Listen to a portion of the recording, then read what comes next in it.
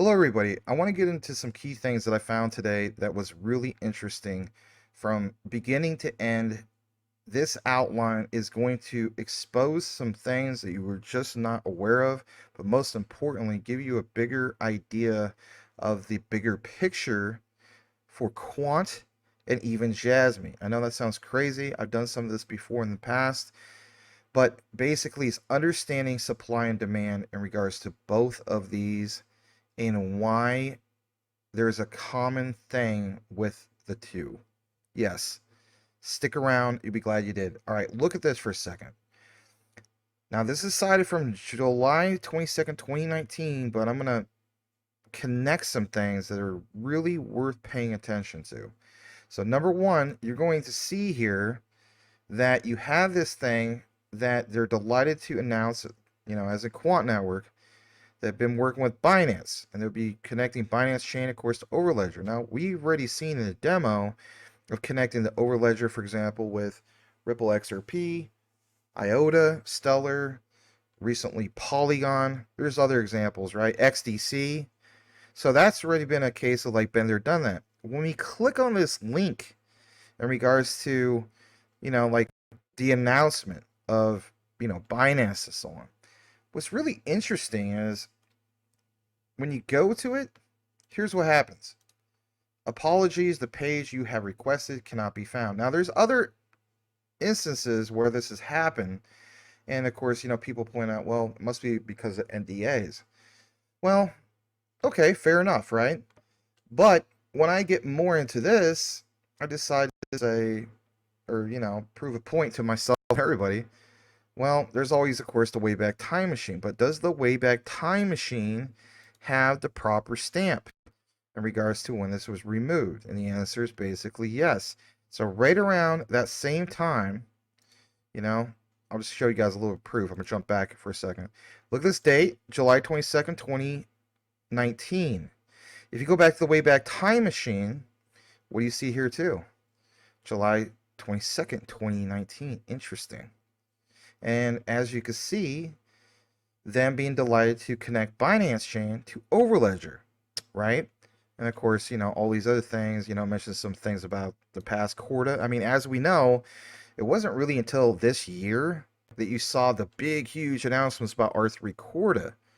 And this dates all the way back to 2019. So a lot of those things that researchers talked about long before me that people thought were speculative, well, that's been confirmed, okay?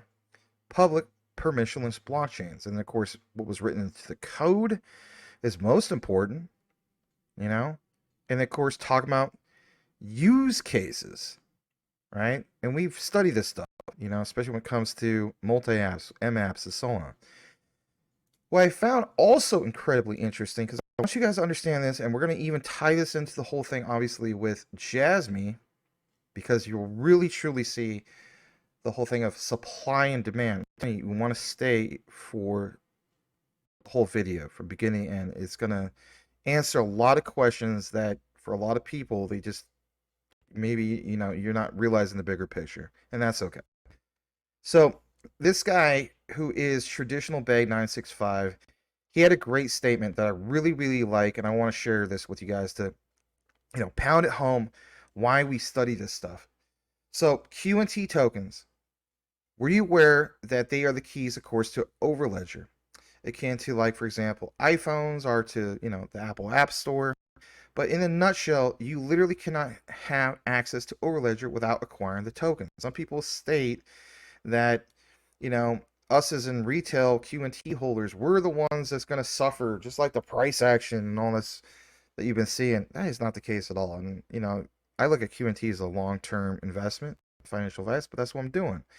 So it's understanding that, yes, the Q&T token is going to be used, but really how so? I mean, and that's a great question for people who don't understand this. I won't take a long time to be on this topic because I want this to flow nicely, but whether it's directly or indirectly from Quant, the bottom line is they made everything accessible by having the credit model available to who, guys? Enterprises. They don't need a tier 3 employee handling $1 million wallet and fumble on gas fees. Licenses that is bought with fiat are converted to tokens back end and only reflected as credits, of course, to users. Well, what happens when this constantly is being used? Like I pointed out in my last outline, people don't realize that you will see utility in motion, but you have to go through the phases of like, kind of like video games, private alpha, private, beta, public beta. Then, of course, you have a launch. Well, why wouldn't blockchain projects, especially something like this, you know, this is more serious in my opinion. So they want to get it right. And I do agree with this statement. Literally can't get any simpler. They have crushed the UX and enable for easy adoption. That's the next step. And I want to get into the whole thing of where we're going in regards to regulations and, of course, most importantly, adoption. So let's jump over to this. Here's a milestone from Quant that they posted around this time last year. Making blockchain simple, trusted, future-proof. Their plan is to allow you to circumvent the need for crypto during the token deployment stage. Look what it says there. Overledger reduces crypto exposure. But in reality, how so? Well, let's jump back to this topic. This is from Gilbert Verdin. He stated on Telegram a while back that, it starts first with the Overledger. And how so? Because obviously it's powered by QNT. Don't ever forget that it is. They have a testnet and a mainnet, kind of like they do test pilots, right?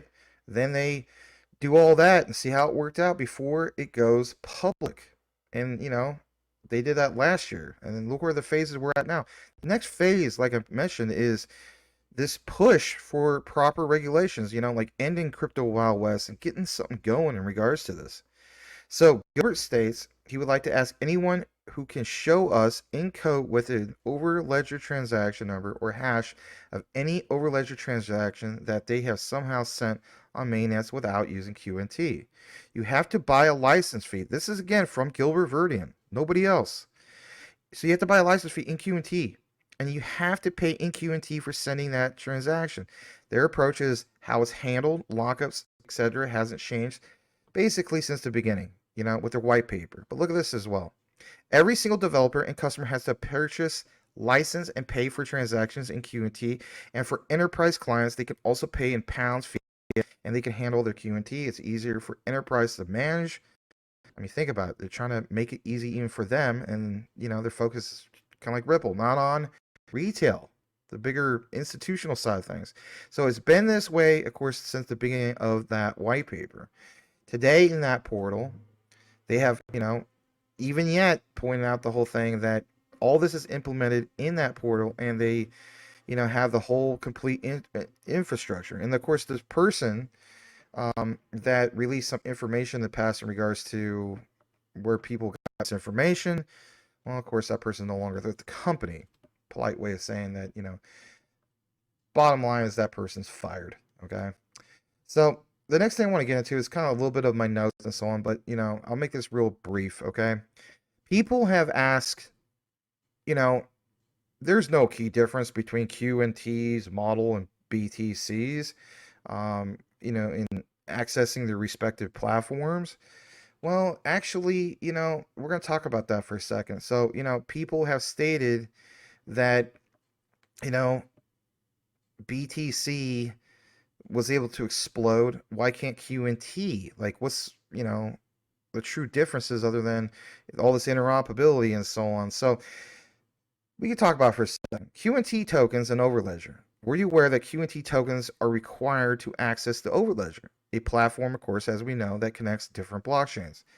You and everybody else cannot use the Overledger without QNT tokens, directly or indirectly, just like what Gilbert Verdian mentions literally in this outline here from Telegram. On top of that, enterprises can use a credit model. Were you guys aware of that? But those credits, of course, ultimately convert to QNT tokens behind the scenes. Again, behind the scenes. Now, in regards to BTC's model, as we know, BTC is the native currency, of course, in the Bitcoin network. Bitcoin Core is used for transactions and securing the network. I mean, transactions that move incredibly slow, right? Like a snail's pace, the old tech. But you don't necessarily need BTC, of course, to interact with the Bitcoin network. You can use other services and applications built on top of Bitcoin without owning BTC directly. The point is this: think about a model with the overledger, right? How many times have we seen circumstances where it's like, yeah, um, to see all these different banks use specifically just the coins, right? So people point that as well, and it's basically understanding the bigger picture with these models and how it all works. And speaking of models, there is no credit model, of course, for Bitcoin network. Transactions require BTC fees, but these fees are paid in BTC and not converted from another currency. Guys, the bottom line is this. In simpler terms, layman's terms, whatever you want to call it, QNT tokens act like exclusive access keys to a specific platform, which is what? The overledger. While BTC, on the other hand, is the currency used with a broader network, which is obviously Bitcoin. Now I'm going to jump to this, okay? Because this is more from that event. And what's important to understand is why we point out all these things. So again, if you haven't seen the other video, I highly recommend it. It's in regards to, the unified ledger. We also talk about RSN, regulated settlement network. And then, having like an actual wallet. Would we ever see the wallet? Well, guess what? Stay tuned for that because we're going to unveil that. Stick around. You'll be glad you did. So, look at this quote from Reinwald, who was the person that showed up to this event. He states, DLT or unified ledger will fold into the way we'll be dealing with each other. And of course, GV states, agreed. And we're here to make it simple, trusted, and future-proof. He always says that, right? And of course, there's that. Jumping into this is important to understand from Quant Network. One of the things we offer is the ability to create an asset which is, at its heart, interoperable across blockchains. Gilbert Vernon says, our technology is the bridge between different networks. Okay, and that's an old Zoom call, and of course, I cited that as well. But again, that bridge.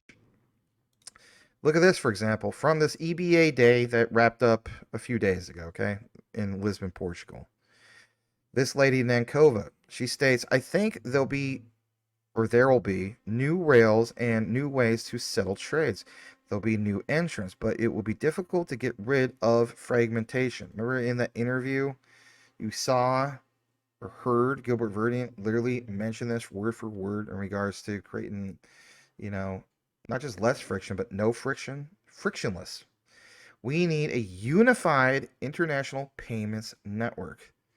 And we talked about this. It's like, it's clear as day. It is with the overledger. It's with Quant Network. All right. This is one big moment you've been waiting for, and you may be wondering, and I get it, some people are like, how are you tying this into the whole thing with Jasmy? I'm telling you, you're going to like how this is going to be presented, to say the least. So, here you go. Finally talking about this, and I pointed this out from the other outline. And basically speaking, it's this thing called the Wallet Wars. Kind of funny name, right? It used to be about top of wallet. Now it's about wallet. Kind of funny how this is mentioned. Look what it says. EU Digital ID Wallet 2027. Now, in my last outline, we talked about 2024. We talked about 2025. And if anything, I think we just skipped right to 2028. But now you even have 2027 included. Now, why is this really important? Well, for one, you see plain as day the whole thing of a national EID. Now, even with Jasmy, right, what's going on with them? Well, shout to our fellow brother Jesse, Keeping It Real Finance, KIR Finance. He had a wonderful outline, and I'm going to show a short clip in regards to that. I want you guys to understand how all this comes together. Now, this is the European Union, but how would you like to be able to be prepared for both markets? Yeah, you know where I'm going with this. And finally, we see this example of an actual wallet with the RSN. Okay, so let's talk about this for a bit because here in the example it talks about, for example, TSPs. It talks about national EID, driver's license, diploma, insurance. Believe it or not, some of these things even Jesse was talking about. But again, I get it, not Quant, but talking about how in the world all this talk about, for example, the My Number cars plus Apple equals Jasmy, right? Well, what about what Quant's got going on as well? So again, this really caught my eye, and I wanted to bring it to you guys because I want you to understand you can position yourself for this bigger picture, what's really going on in the world. So we got this thing about selective disclosure. I know it's kind of blurry, but then it goes on to talk about service providers. And most importantly, like who's tied to that? All right, so jump into the next part, more clear of a picture. Same type of thing. We talked about David G.W. Birch before, his Forbes connections. But when we get to the next part about this, you know, David Birch mentions this quote. And this is interesting. Some people say this contradicts or is the opposite reaction of what Japan is doing. Call it what you want. It's all about interpretation. But whatever the case be, I'm going to be prepared either way. So, no digital identity, no CBDC, says David Birch. Huh. Digitalize is not, or I should say digitize, is not good enough. Electronic paper is not the way forward. Okay, well, what is Japan really doing then? And of course, we're talking about European Union, but again, we're going to connect this. It's going to make sense. So that's some of the things that he was lecturing on, or, talking about his presentation. Now I want to jump to this. And I swear we're going to get into some of this, Jasmy in a bit too. But even if you don't hold, let's say you're Jasmy holder and you don't hold Quant, this is going to be right up your alley because again, you're going to understand how this all makes sense and why there's like a chain reaction going on. And I'm not just saying that to say it, but literally I'm going to show you research to back that up. So there's this press release, and I want to give a shout out to Quant Pop in regards to some of these findings. I can't take all the credit on all of it. I have my own and he has his own. So March 26, 2024, European digital identity. Think about that for a second, guys, especially if you are the Jasmy people watching as we speak. Because again, my number is what is really on the minds of a lot of people that hold Jasmy, like myself and you. So I know this is European digital identity, but look what it says. Council, yes, you heard it right. Council adopts legal framework. Remember how I was talking about all this? About how we get this framework and we get the whole thing introduced, and you saw Nadine Shakar and you saw Mr. Domingo basically introduce some of these things to House Democrats. It's all coming together. The RSN, if we have, excuse me, if we have the RLN, right, and we did all the research connecting all that with like even with Quant and Citi and JP Morgan and you name it, big institutions, well, at the end of the day, what would that settle? Well, we already established that, the other deep dives. But most importantly, there will be the final connector of it all, which would be like the wallet. Well, let's talk about more about that wallet. So, Council adopts legal framework on a secure and trustworthy digital wallet for all Europeans. Look what it says. To ensure trusted and secure digital identity for all Europeans, that council, at least then, adopted a new framework for a European digital identity. Okay, well, how so? And what's most important about it? Well, it's this bottom part. It's the revised regulation of how this digital identity wallet comes together. And it's basically how it constitutes a clear paradigm shift from digital identity in Europe and how it aims to ensure that people and, of course, businesses across Europe have what? Universal access to secure and trustworthy electronic identification and, of course, authentication. People point out this has to be why Verdian and the crew, Quant Network, are like on this rock star road trip, if you will, going from London, that particular event, and then what happened recently within the last few days from EBA Day, right? Two-day event in Lisbon. says under the new law, member states will offer citizens and businesses digital wallets that will be able to link their national digital identities. Think about this, guys. This again is a great example of even connecting the whole thing of Jasmy with proof of other personal attributes. What example? Driver's license, qualifications, bank account. Citizens will be able to prove their identity and share electronic documents from their digital wallets simply using their mobile phones. Some people will criticize this and say, this is a perfect example of papers, please. Not quite like that, but I get where people are coming from. So I did want to get more into this, and then when you open it up, for example, it takes you to this, and here's the next part. Here's like a background of some of this, and it talks about, the commission back in 2021 for the framework of, European digital identity, dating all the way back actually to amendments from 2014, regulation on electronic identification and trust services. Think about that for a second. And how that laid the foundations for safely accessing public services, carrying out transactions online and across borders in the EU. If you guys were wondering why you saw Taro Kono address Margaret Vestager of the European Union, do you understand why? It's not just because, it's like, oh, I'm on a road tour and it would be cool if like the whole world got behind us, which obviously it would be. But, it's like European Union was there before Japan was starting to do its big initiative, because Japan was more like 2015 with some of the concepts that Shinzo Abe, introduced and so on. Look at this next part for a second. Regulation requires member states to issue a digital wallet, think about that, under a notified EID scheme built on common technical standards. We're always talking about standards. Compulsory certification. To set up the necessary technical architecture, speed up the implementation of the revised regulation, provide guidelines for member states to get on board, avoid fragmentation. Again, fragmentation. Gilbert Verdi pounded that home, did he not? The proposal was accompanied by a recommendation for the development of a union toolbox, read that for a second, defining the technical specifications of the wallet. Think about what Quant has already done in regards to this. RLN, recently the RSN, and then now the whole talk of this particular wallet introduced at EBA Day. Do you now understand how that comes together? There is more in regards to this. Stick around for the entire outline. I'm telling you, it's very beneficial. Following the whole thing of these negotiations, there was 2 co-legislators that managed to reach a initial provisional agreement. And of course, that started back in 2023.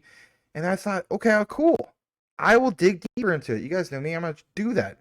So it does now mention 2024. And here's what gets really weird.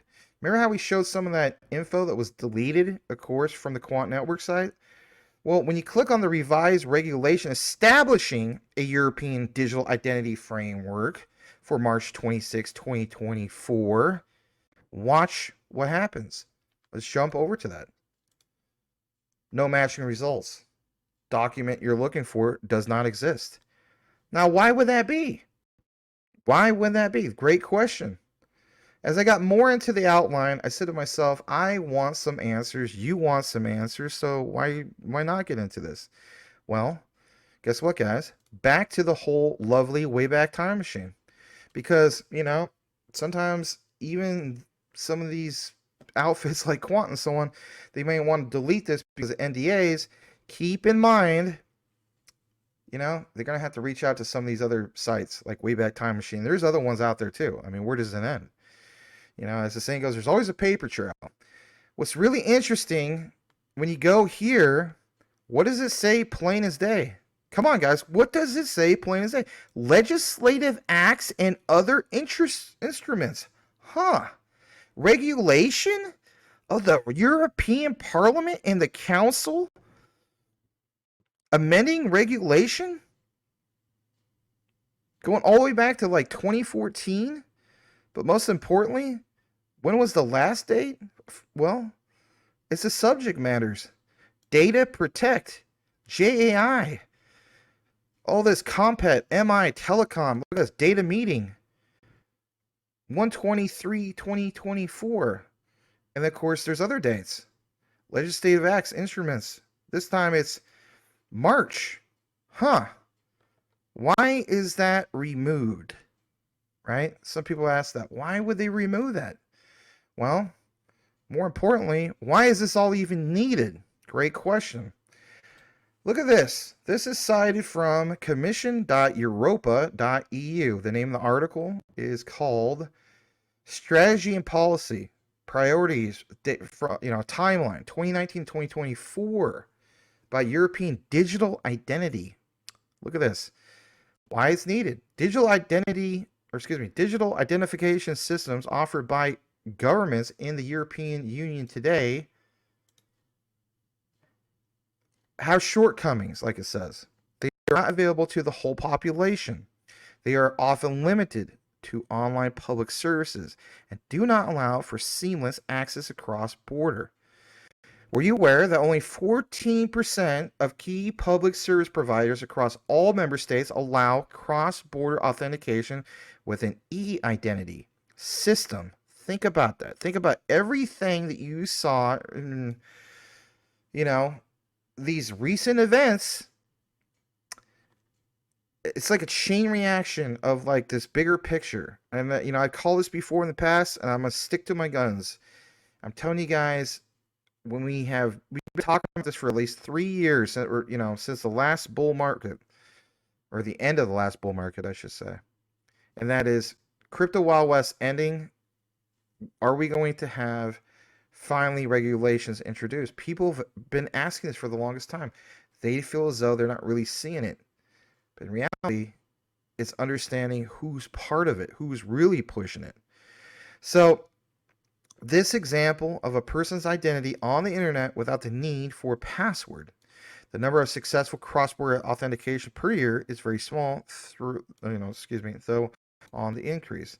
And of course, look at this survey. 72% of users want to know how their data, think about that for a second, there's your Jasmy plug, is processed when they use social media accounts. 63% of EU citizens want a secure single digital ID for all online services. Okay. Incredibly interesting. Now watch this. When we go over to Swift, not Swift blockchain, the old one, SWIFT. Look what it says here. Remember how I talked about that May 30th timeline? So again, data wiped from the site that we just showed earlier, and that, again, if you just forgot, was from concilium.europa, remember? About the European Digital Identity, EID, and how they have that framework. Why was that deleted? And most importantly, that was like late March. So why? And then jumping back over to here, understanding Swift posted this. And again, look at this for a second. So I have pointed many times what's going on the Swift side, but it says harnessing AI in the fight against payment fraud. Technology, innovation. What? May 30th, 2024. Not that long ago. They are launching, as in Swift, 2 pilots to test the practical applications of AI to enhance fraud detection in payments, all in collaboration with our global community. Again, all the other things tested in regards to the payment rails. Now this time, AI in regards to fraud. Okay? That's interesting. And we understand, the benefits about some of this, but look at this statement. AI has great potential to significantly reduce fraud in the financial industry. That's an incredibly exciting prospect, but that will require strong collaboration. Swift has a unique ability to bring financial organizations together to harness the benefits of AI to help further strengthen the cross-border payments ecosystem. Again, this is from this particular person. I'm probably not going to pronounce it right, but Tom, I want to say Sach, CIO, Chief Innovation Officer. Or Swift. Swift is not going away. It's, basically upgrading itself, right? So that's important to note. Now, we will kind of transition to the Jasmy here in a bit and even jump back to Quant just for a brief moment. So what I want to show here is the bottom part. We understand on the bottom left of your screen when it comes to Nexi and Quant. You know, if you haven't seen some of the old deep dives, it's there. And of course, I don't want to spend 2 hours getting into the outline of that. But look what is cited from this from Nexi. If you went to their site, says coverage of all current and future payment rails. Okay, interesting. What's in red is from SIA leadership. What's in blue is Nexi leadership. But international schemes involve, for example, credit cards, debit cards. You know, we know the drill. Prepaid cards, payment apps, Nexi Pay. But look what it says about wallets, Apple Pay, Google Pay. Interesting. As we get more over to the other side of it, you have, for example, the clearing solutions, instant payments, alternative methods. Cross-border payments is under the category of B, bank-to-bank corporate payments, instant payment solutions, and how it's all basically integrated. But again, what caught my eye is when you go over to this side, and that is omni-channel gateway and omni-acceptance solutions, hybrid and future rail solutions. Again, solutions, platforms, right? But again, left side, international schemes, but most importantly, wallets, Apple Pay, Google Pay. All right, have that fresh on your mind. Why is that? Well, shout out to Jesse. I watched his video, and I thought this part was really a great way, a great segue to basically have you understand how we will tie in Jasmy to this. Now, I'm not saying Quant directly connected with Jasmy, because in the past I pointed out that Jasmy, if they really want to take it to the next level beyond what they're doing with Jason for the future, how, there's a whole thing with ISO TC 307 because they have the working groups in Japan, and they also have other connections with other standards, right? Especially when it comes to ISO JTC, what is it, 27001, all these other deep dives we talked about, how, Quant will more than get it done. So in the video, and again, please support our fellow brothers that are part of, the communities and so on. KIR Finance, Jesse, great guy. This video he had that he released 15 hours ago, my number card plus Jasmy, or excuse me, plus Apple equals Jasmy. Again, the topic of the day should be understanding why you want to hold both of these, because man, when Japan goes, and it's obviously going, they already embraced all this DLT and blockchain technology and so on. It's understanding, catching that, and seeing those great gains. I mean, for me, like Jasmy's been like a 15x because I bought the bottom, and I'm so happy about that. And a lot of you guys are as well. We didn't give into that flood. But how would you also like to catch it when things go off in, Europe, right? So that's where it's at for me. I want you to understand this common ground of Jasmy, what they're doing, what Jesse's trying to, basically explain here. My number card plus Apple equals Jasmy. This part really makes sense, and he did a great job explaining. I'll of course give him a shout out on X, right, when I tag everybody. Listen to this. This is a few minutes. Might get a little bit extended with the coverage. I'll do my best to not make it 2 hours, but I want you to hear this. Listen to Jesse. This is really So if you were like me, you were also a Jasmy holder. So what does it mean that we don't really have a partnership with Apple, but we do have this huge announcement which basically indirectly affects Jasmy?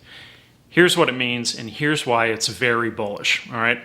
So up until now, we've only had a third of the smartphones in Japan with the ability to use a digital My Number card. What we're doing now is we're adding the other 2/3 of the pie. So this is 84 million users. Now, in Jasmy, and going back to the Jasmy white paper, part of their original KPIs was to get 107 million users worldwide. Well, what they could do essentially with this is, if there are now 84 million smartphone users, just tapping into a few of those, they could start to move towards that goal of 107 million worldwide by accomplishing possibly a big majority of it within Japan alone. That was not possible before. And what you also got to realize is that the partnership with Cybertrust is also very new, right? So we have this new partnership basically that kind of pushes mass adoption of the PDL in Japan. So the PDL is very significant because this is kind of the bread and butter of everything with Jasmy. This is the platinum data, right? This is where you no longer have all of your data hacked and you're just giving it away all over the place. This is where you store it yourself. This is where you can interact with local governments, local areas when you're using just your phone. You know, again, I go back to the example of using the phone at like the grocery store to pay for things or the gas station or whatever. You can do all that stuff now, right? Also in Japan, as I mentioned earlier, they use the example of, well, now you can take the digital My Number card, you could go to the convenience store and you could print out a birth certificate if you need it somewhere, right? You can use this within those local governments. Think of any local government office that you may access, right? There could be all kinds of things regarding IDs, regarding judicial issues, regarding utilities, even just the local landscape, anything you need to do. Well, now you can interact with it digitally, all right? And as they said, you also don't need the app anymore. Now you just have to log in through the portal, and essentially you could do this automatically. So the key here is for CyberTrust and Jasmy to basically be able to auto-confirm you anywhere. You have to register for a PDL. So again, we are pushing basically mass adoption within Japan. And that's a big deal, right? So when we're looking at the 107 million users in the KPI, we're talking about worldwide. That's not talking about what's going on with the blockchain laptops, with Avita, with all of Jasmy's other partnerships, other use cases with Panasonic, with the National Carbon Credit Consortium. We're not talking about any of that stuff. We're simply talking about users in Japan and trying to make this a digital smart society, okay? So this is a big push for the government of Japan, and Prime Minister Kishida-san has been pushing this throughout, and you can see this in his actions. And what I find fascinating, I've said this a couple times, is how the government and the technology sector, the business sector, really all seems to be pushing towards the same goals in Japan. And that's where they are going to be able to accomplish some great things by digitizing their society. Now, that being said, it has not been a perfectly smooth process. So to put this in context, the government of Japan, up until just recently, has been using floppy disks. They've been using fax machines, right? They're like woefully behind the times. This technology kind of takes them beyond, way beyond that, if they can do something like this and people can just auto-confirm their phone wherever they're going, right? Now, the key here with Jasmy is that when users sign up for the PDL, they can be compensated for their data should some sort of vendor come along who wants to use that data in an anonymized fashion. They can be compensated for it. So really big deal. Also, again, this isn't even talking about like the fan token either. That's a completely other use case. So there's all kinds of different use cases here that can figure into that 108 million user KPI in Japan. But this one in particular has to do with the digital identity. That's what we were getting at here. And so, originally when I heard this announcement, I thought, well, I know they have the partnership with CyberTrust, and now Apple's here, so I guess somehow it's tied in. But really, that's not how it works. There isn't any kind of the iTrust confirmation identity service. That's not natively being installed on iPhones, on Android. That's not occurring here, okay? Now, could that be something that happens in the future? Maybe, but I doubt it because, again, that kind of goes through the government side, and really you wouldn't have government-type things installed on a private business phone that's being manufactured. That just, I don't see that happening, right? So I think what's going to happen is basically we now have the ability to put the My Number card and all that information within an Apple Wallet. That's coming. And then essentially you get the other 2/3 of the pie here. And then if we can steadily direct all those people over to Jasmy and CyberTrust to say, hey, now you can auto-confirm your ID and use your smartphone anytime you're in any of these local governments, why wouldn't you do that, right? It's really kind of a no-brainer. Now, the thing going back to Apple, now this is sort of, I think, the part where it sort of gets lost in translation a little bit, but Apple and members of Jasmy have been on similar paths for a long time. Their paths cross at different points in time. This is factually true, okay? So I want to say, I think it was the 2004 Macworld conference where Steve Jobs invited Kunitake Ando to get up there and speak with him. You can Google it, you can find the photos, this happened, all right? Prior to that, Jobs really liked Sony, and he was in these Sony offices all the time, okay?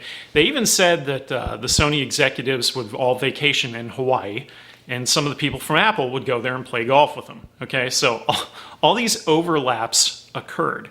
Now, that's Steve Jobs, though, and Steve Jobs is gone, okay? But back then, Tim Cook supposedly was a senior executive.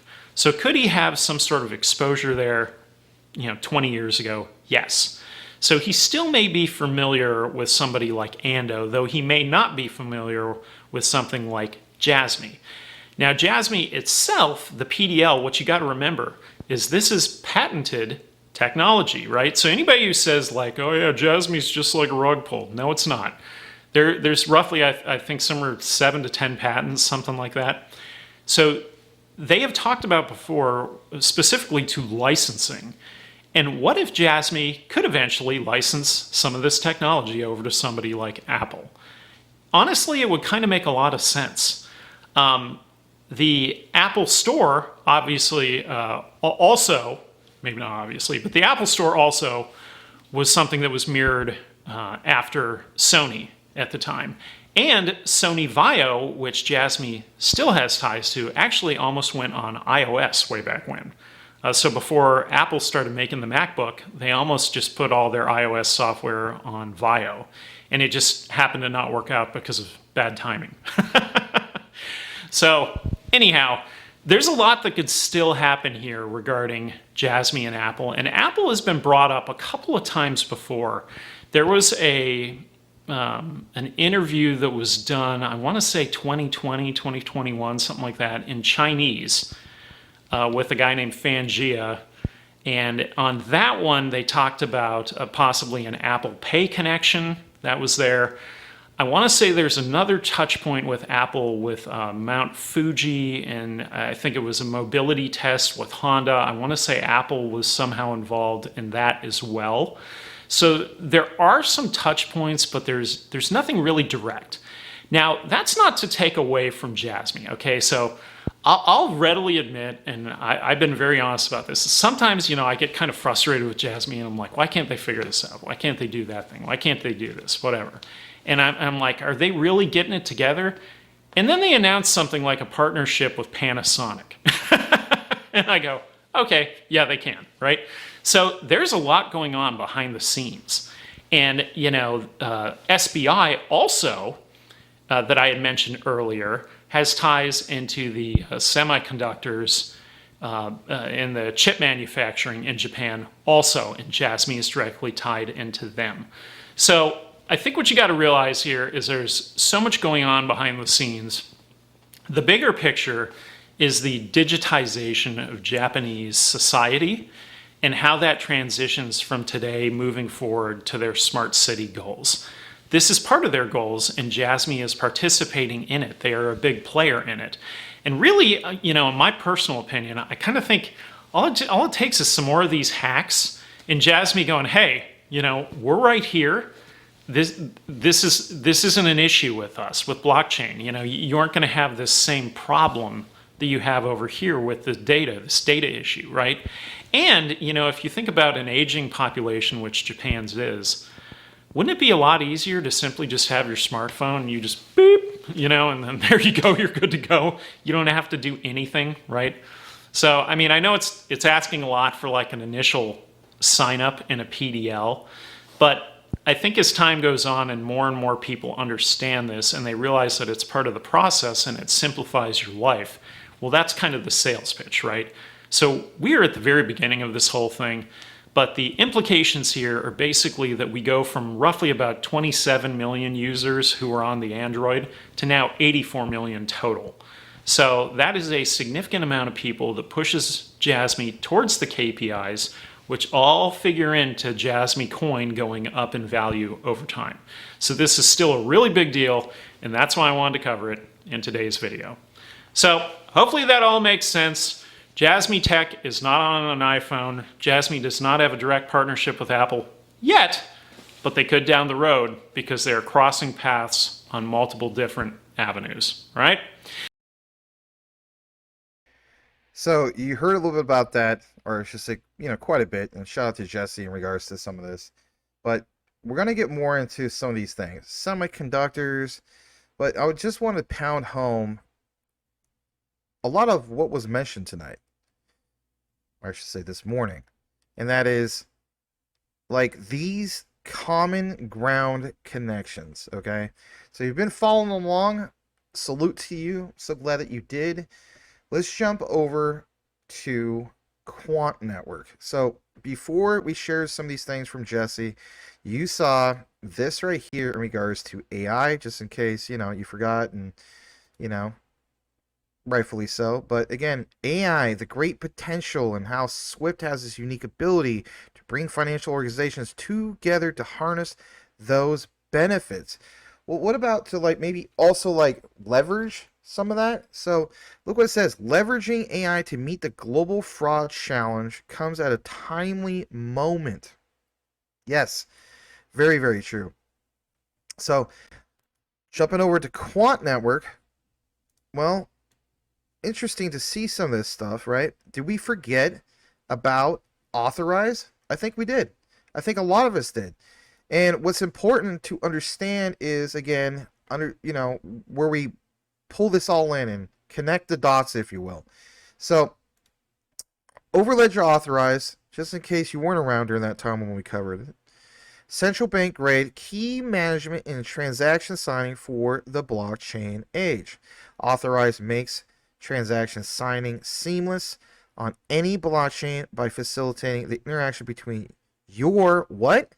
Identity management systems and other providers I should say, to authenticate and sign requests on behalf of your customers. Well, what about doing that, for example, contactless, right? Great point. So, why authorize? Well, traditional banking's key management and transaction signing lack the robustness and flexibility needed, of course, for blockchain. And then, what about more about the whole topic of AI? Well, like it says here, you have example of how it's going to configure, authorize according to your organization's rules, those engines, and of course AI, and how AI can let it all handle the whole thing, and how it's key to management with a proven orchestration, and that's even cited from Swift, basically while keeping control of your users' keys. I mean, at the end of the day, even Jasmy and Quant recognize how they want to protect data, right? So jumping over to here, let's talk about this for a second. Back to Gilbert Verdin. This aged incredibly well. I want to get into this for a second. We're going to kick it over to some Jasmy again. And what you need to understand is the terminology. And like it says, the technological convergence of blockchain and AI to power the fourth industrial revolution. It talks about some of this, about how more data, artificial intelligence has, this whole thing of, like the outcomes, and they're getting better with the predictions, right? You guys seen how Chat GPT and some of these other ones have evolved. But it's due to the foundations of internet architecture and the underlying nature, of course, of the internet. So, again, what is a centralized approach? And more important, how are they going to transfer some of this? So, again, back to the whole thing. And I love how this was even, outlined back in 2017. So it says, being able to authorize and access data across networks, duplicating some of that, multiple networks, terabytes, petabytes. I mean, if I'm not mistaken, I think a petabyte is 1,000 terabytes. I mean, that's an insane amount of, you know, storage, data, and so on. But it's going across the internet networks to access and process, of course, data. Jumping into this next part, I want to show you real quick. There's history behind this, and I won't get into all the history, but it's how it all evolved. Look at this.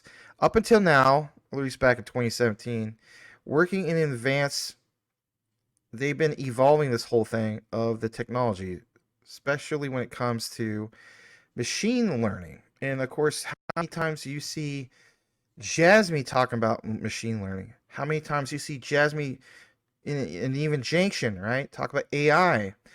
But look what it says.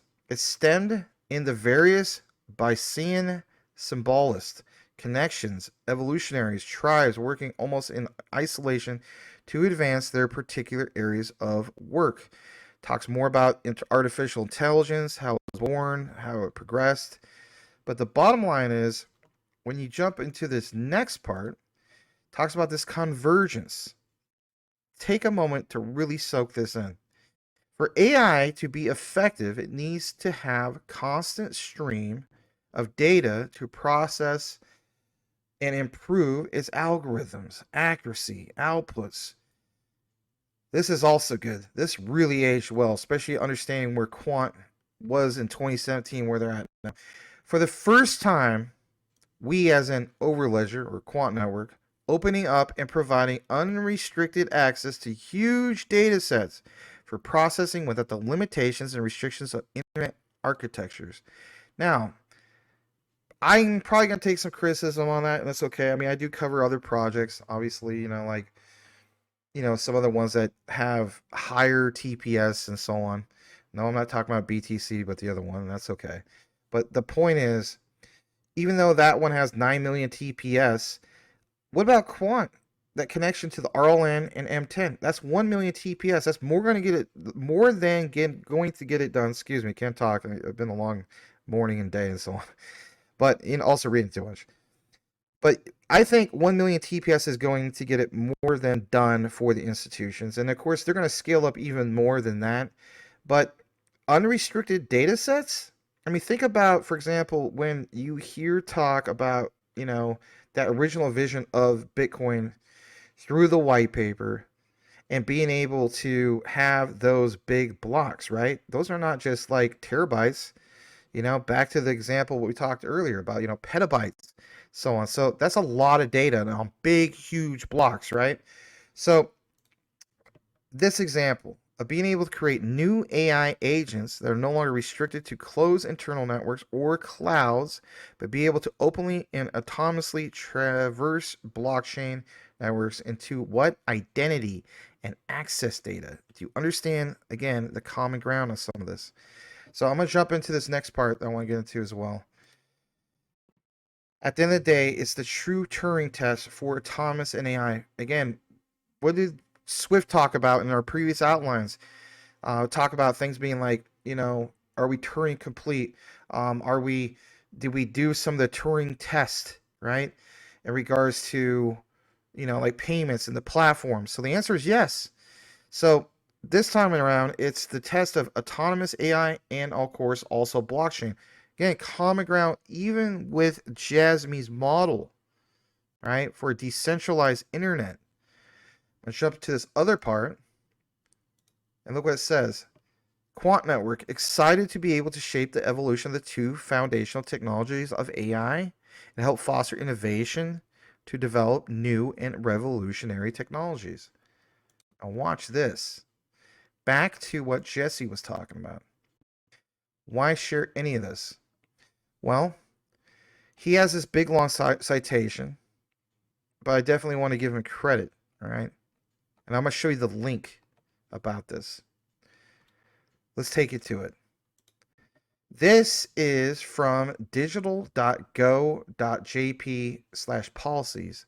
My number, private business, JPKI introduction, my number user, or I should say, my number car user list.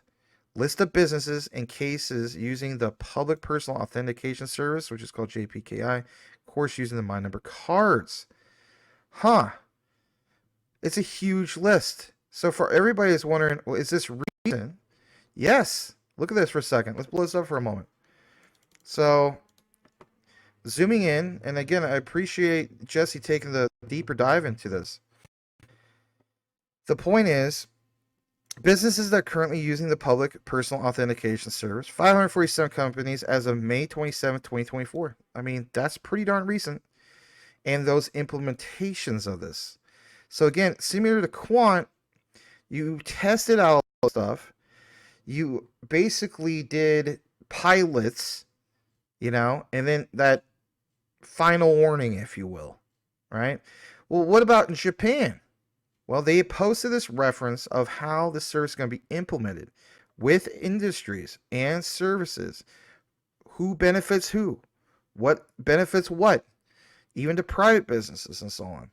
They have an example, even in regards to banking, securities, industries, personal, look at this, guys, public personal authentication services, and how they're widely used when opening accounts. So I'm going to give you this big list, right? And there's, of course, a bunch of use cases and so on. But look at this for a second. ICT Urban Development, Common Platform.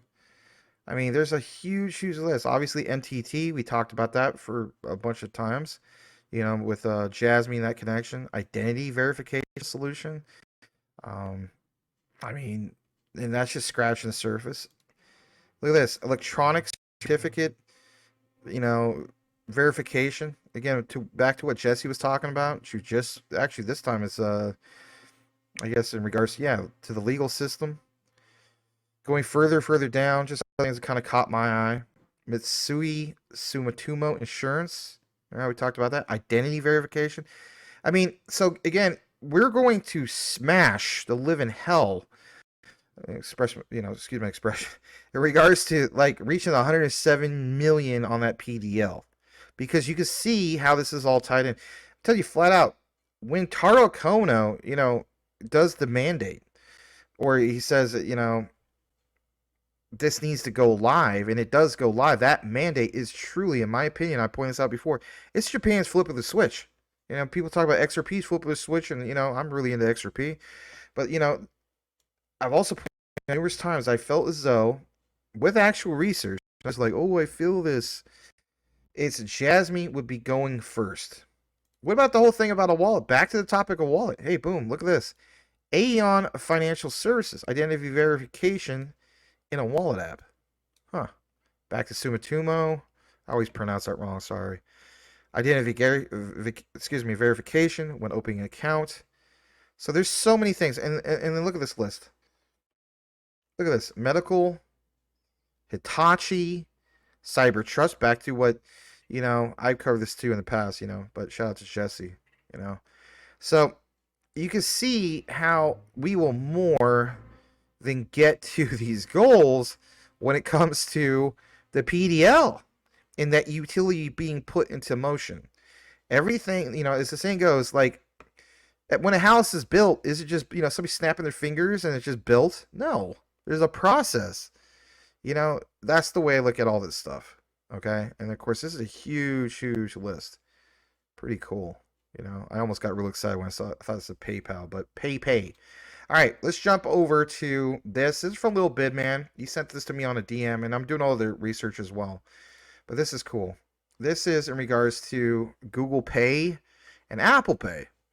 So maybe this is big enough right there. Actually, we'll zoom in a little more. And look at what it says. You can set up a credit card on your iPhone. Again, back to what Jesse was talking about. Or Android, and pay with just a touch at stores with ID marks such as convenience stores and supermarkets nationwide.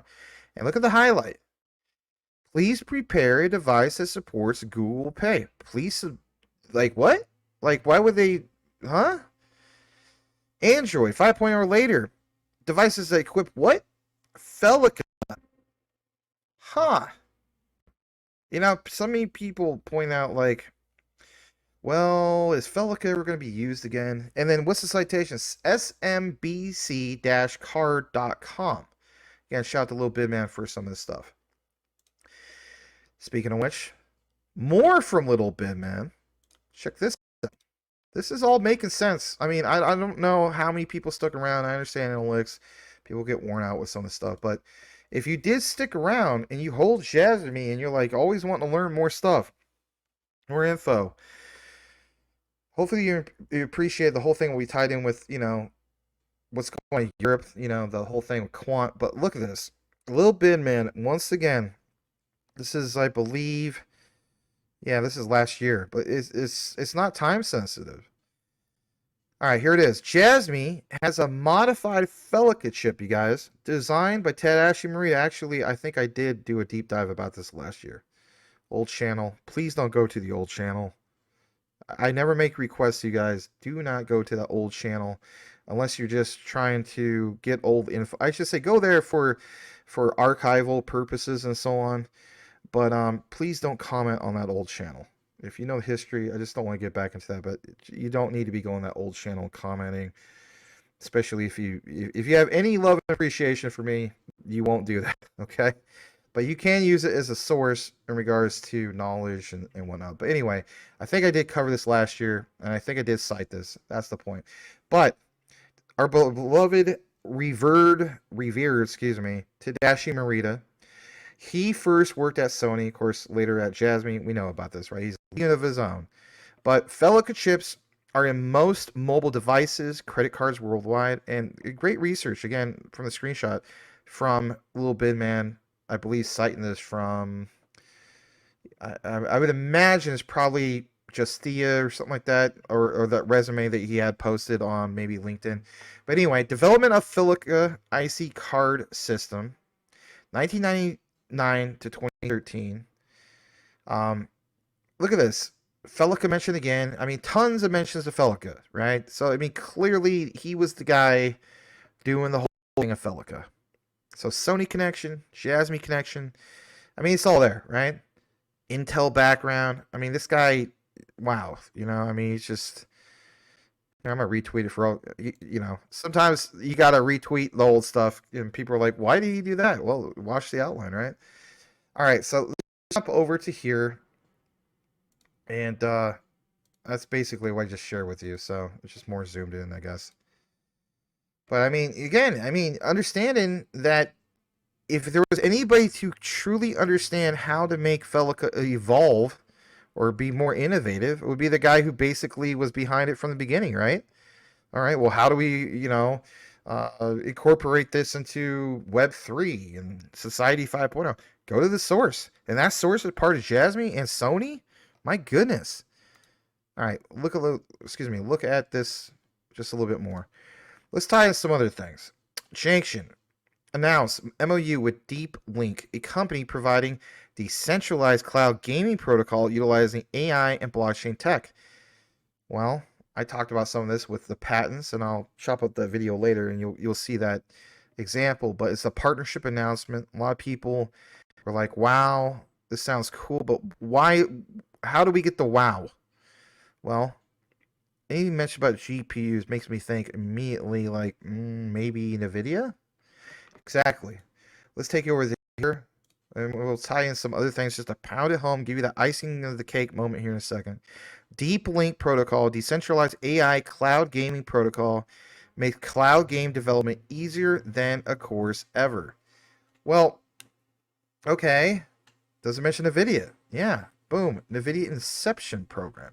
So these guys been around for a while. And, no lag, no disconnect. I mean, if you're a gamer like myself, you can't have no lag. You don't want no lag. Look at some of the ones that they worked with since 2011. Cisco, Intel, NVIDIA, right? Protocol provides ultra low latency technical services for cloud games. Huh. Okay. Sign me up, right? I mean, it sounds really cool. But yeah, it mentions NVIDIA at least twice, and even dating back to 2021 on this roadmap. Look at this. They did it all since 2020, 2011? Yeah. Interesting, and then implementing some of this stuff. So, I'll show you another part that's also interesting. Look at this for a second. A little bit of history about Felica. Contactless Felica ID cards from Sony. After the successful implementation of its contactless Suica cards as electronic tickets in East Japan Railway, Sony decided to promote the new standard actively and announce personal Felica ID cards.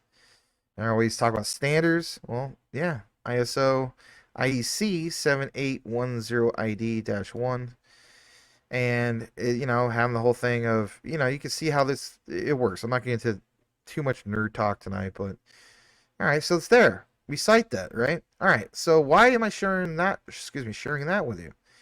Well, back to the white paper that nobody reads, right? I mean, I don't mean that. I'm not trying to offend anybody, but look what it says. Plain as day. Jasmy provides encryption based on machine type. Aha. Remember at the very beginning of the outline, we talked about machine learning with the quant? Yeah. Hopefully, I don't know. Some people catch that. They don't. It's okay. But machine type from hardware level, playing a role of double protection of information security. This feature is also reflected in services like SKC, which is Smart Knowledge Communicator, and SG, right, which is Smart Guardian. As described below, and its core technology is based on blockchain and a contactless chip encryption technology that has been applied for years in Japan. Don't you just love how it all comes together? I mean, I know I'm on camera, but that's the boil it, mash it, stick in the stew moment, right? Taking everything that we learned tonight, tying in Quant, tying in what they're doing, tying in what Jasmy's got going on, tying in what Jesse's got with his research, everything like is literally 1+1 = 2, right? Or in this case, multiple other examples. But again, that whole thing about the contactless chip, excuse me, and how that's in the Jasmy white paper. A little bit more about this. Now I talk about Jasmy Marita. If you're new to Jasmy, here's a picture of, Mr. Marita-san. So, project leader, responsible for development of the SG service. Felica is a contactless chip encryption technology widely applied in Japan. And with a reliable security, this technology has ensured no occurrence of an information security incident in the past 20 years. We talk about the internet of trust. People say that Jasmy's a scam. Go look at the track record even before Jasmy was Jasmy. Mr. Marita, as the Felica project leader, yeah, that's right. He's also brought his experience in field of encryption technology to Jasmy service, therefore greatly ensuring a safety of hardware devices in Jasmy platform. Like, good lord, right? And of course, there's more about Felica. Talks more about use cases. We talked about a lot of stuff. I mean, not just me, but other members of our research consortium. All right, here's another. If you thought that was good enough, this is also really, really good. This is straight from Swift. Look what it says. Now we talk about fraud. So basically speaking, from Swift, from that announcement not that long ago, developing a pan-industry defense against fraud. Growing consensus. Let me just double check you can see on the screen. Yeah, you can. Growing consensus, you guys, that global information, look at that, global information sharing and collaboration between financial institutions critical to the fight against fraud.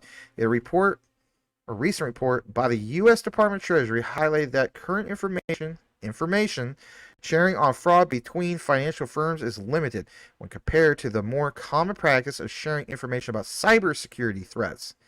In this context, and again from the Swift site, not Swift blockchain, original Swift, SWIFT, the old tech from the 70s. In this context, there has been a drive by countries and regulators, please tell me you watched some of the other deep dives. I hope you did. I hope you understand that's why I go into the deep dives. Because I called this, guys. I called this and I said there is a push, a drive. I didn't say drive, but in reality, that means the same thing. By countries, regulators to encourage initiatives that leverage recent advancements to ramp up anonymized intelligence sharing about fraud. But while the number of projects in the space is growing, they typically lack global reach. That's why there's an initiative, guys, to push this. I'm telling you, that's why you saw Quant Network going all bat, you know what, crazy. I should say that. That doesn't sound right, but you know what I mean. They're going all over the place. You know, London. I mean, that's their like their home country of UK. But again, Swift posts this on May 30th, and then boom, House Democrats being lectured or pitched this whole idea about like, hey, we got this thing going on. It's basically Quant without saying Quant, but literally all the terminology matched up. We did videos and deep dive research, so that's all there.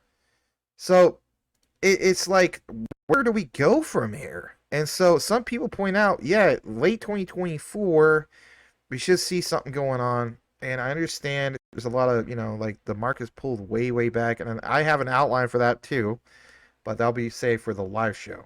So I wanted to share this with you guys because, again, when you see statements kind of like even this, enabling secure data collaboration, it really makes you understand supply and demand and those supply and demand forces. And I will read this last part, and we're gonna wrap it up. Those trials, think about that. Trials of Quant and what they're doing with the pilots. Test of the use of secure data collaboration. You even talk about, for example, Jasmy, federated learning technologies. I mean, remember the whole thing of Giga School concept, right? Kazumasa Sato. I don't know if some of you guys remember that, but I mean, if you're the hardcore researcher, it's going to enable data collaboration by building a secure infrastructure to allow financial institutions to exchange relevant information with strong privacy preserving. I'm glad I did do a little bonus on this one. Controls. That's Jasmy way up there. That's everything Jasmy's doing. We'll then apply federated learning to train our AI detection model on a much richer and broader data set to identify patterns and gather insights. When combined, the tech will enable us to arm our community with a defense against fraud that is far greater than any institution can achieve alone. Right. They can't do it themselves. They'll never be able to do it themselves. And just in case you're thinking, well, Quant has no presence at some of these events, BS. How many times do you see interviews of Quant Network at Cybos? And how many times do we cite within the last 2 years, literally word for word, you heard Gilbert Verdian say what? Yeah, we're talking to Swift. Yeah, exactly. So AI principles, again, Jasmy's right up there because a junction, right? AI plus DeepIn or times DeepIn. You get the picture. So I'm going to wrap up this. I know it's quite the deep dive. It's a recorded deep dive, not on a live. It's a little different today, but glad to bring it to you guys. Like, comment, subscribe if you haven't done so already. Understand the bigger picture, guys. It's Quant, it's Jasmy, what Jasmy is doing in regards to how they're strategically positioned for a combination of some things. The mine number mandate, if that happens, like it was hinted from Taro Kono, there's your flip of the switch moment for Jasmy. All right. What about Quant? We outlined that at the beginning. I just look at it from the point of, I'm glad I hold both. So glad I hold both. And for all the people that didn't hit your goals for Jasmy, well, might want to look into DCAing more if you choose to do so. Again, not financial advice. And even Quant, my God. I mean, this is probably the second cheapest I've seen it since 2022. So we'll have to see what happens with that. But again, like, comment, subscribe. Thank you so much for tuning in. Guys, our community rocks. You rock. Pay attention to real research, not a FUD narrative. Anyway, we'll see you on the next one. Come join us on a live show. Over and out. Bye-bye. If managing your crypto feels like solving a puzzle, it's time to switch to Decent Wallet. Say goodbye to complicated setups and hello to Decent Wallet, the hassle-free solution to your digital currency needs. With just a few taps, you can manage, track, and secure your crypto with unmatched ease. And here's the best part. Grab your Decent Wallet at a discounted price by using the referral link below. Don't miss out on making your crypto experience smoother and more secure.